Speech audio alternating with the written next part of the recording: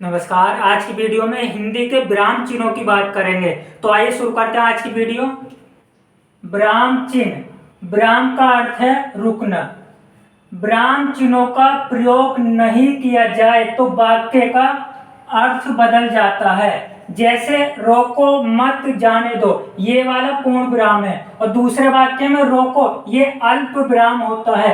रोको मत जाने दो पूर्ण विराम। तो दोनों वाक्य का अर्थ अलग अलग हो जाता है विराम चिन्हों के प्रयोग से।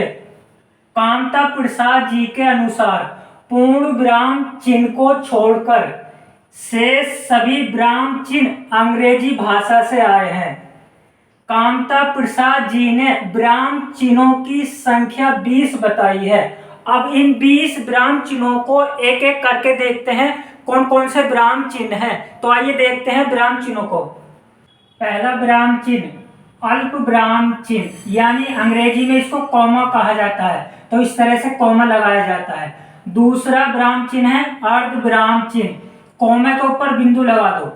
तीसरा है पूर्ण विराम चिन्ह, यानी अंग्रेजी में इसको फुल स्टॉप कहा जाता है, इस तरह से।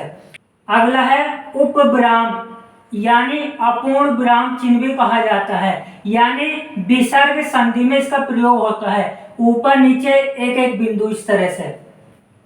और पांचवा विवरण चिन्ह, एक रेखा के ऊपर एक बिंदु और नीचे भी एक बिंदु, तो इस तरह से यह होता है विवरण चिन्ह। और छठा है विस्मयबोधक चिन्ह, यानी पूर्ण विराम के नीचे एक बिंदु लगा दो, इस तरह से। और सातवां प्रश्नवाचक चिन्ह, इस तरह से, ये तो आपने देखा भी होगा। आठवां निर्देशक या समासिक या संयोजक, अंग्रेजी में डेश कहा जाता है, तो इस तरह से लगाया जाता है। धीरे धीरे शब्द में जो बीच में लगाया जाता है यही निर्देशक समासिक संयोजक चिन्ह होता है। नवा कोष्टक चिन्ह, इसमें 3 प्रकार के होते हैं, ये सबसे छोटा, फिर मंझला, फिर सबसे बड़ा। तो कोष्टक चिन्ह 3 प्रकार के रूप में लगाया जाता है। अगला है 10वां अवतरण यानी उद्धरण चिन्ह, इसमें भी 2 होते हैं, इकेरा दोहरा। इकेरा को आप 6 और 9 के रूप में याद कर सकते हैं, दोहरा 66 99 के रूप में आप याद कर सकते हैं। तो अवतरण उद्धरण चिन्ह इकेरा दोहरा के रूप में लगाया जाता है। अगला है 11वां है पुनरुक्ति चिन्ह, इस तरह से लगाया जाता है। चीनी 5 केजी, चावल 5 केजी, तो 5 केजी ना लिखकर इस तरह से लगा देते हैं, इसका मतलब चावल 5 केजी।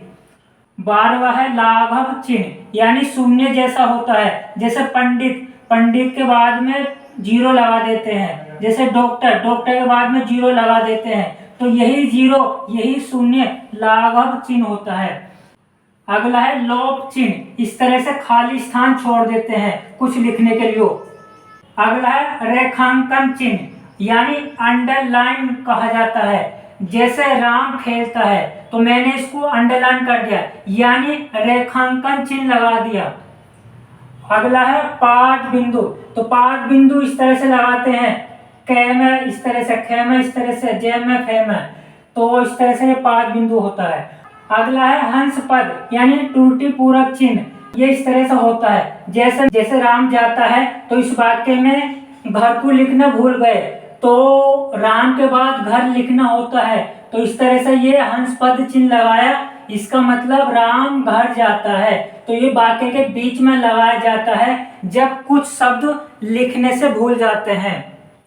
अगला है टीका सूचक, यानी इसका प्रयोग कंपनी में होता है, तो इस तरह से होता है स्टार प्लस 2 3 इस तरह से होता है। तो अगला है तुल्य यानी बराबर चिन्ह, इस तरह से लगाया जाता है बराबर चिन्ह, यानी इसका प्रयोग गणित में आप ज्यादातर करते हैं। अगला है दीर्घ चिन्ह, यानी एस का आकार का होता है, इसकी मात्रा 2 होती है। हिंदी में आपने लघु मात्रा और दीर्घ मात्रा, लघु मात्रा 1 मात्रा होती है और दीर्घ मात्रा 2 होती है, तो दीर्घ चिन्ह यही होता है। अगला है अंतिम 20वां विराम चिन्ह समाप्ति सूचक, यानी इसका प्रयोग अध्याय की समाप्ति पर नीचे प्रयोग करते हैं, इस तरह से डैश गुणा डैश, तो इसका प्रयोग जब अध्याय की समाप्ति होती है, जब चैप्टर की समाप्ति होती है, तो नीचे इस तरह से लगा देते हैं, इसका मतलब चैप्टर अध्याय समाप्त हो चुका है। तो आज की वीडियो में ये इन 20 विराम चिन्ह में से आपको 10-12 चिन्ह देखने हैं। पहले वाला देखना, पहला कौन सा बता, अल्प विराम, फिर अर्ध विराम, पूर्ण विराम, उपविराम यानी अपूर्ण विराम, लाघव वाला देख लेना, और हंस वाला देख लेना, और रेखांकन वाला देख लेना, लाघव वाला, पुनरुक्ति वाला देख लेना।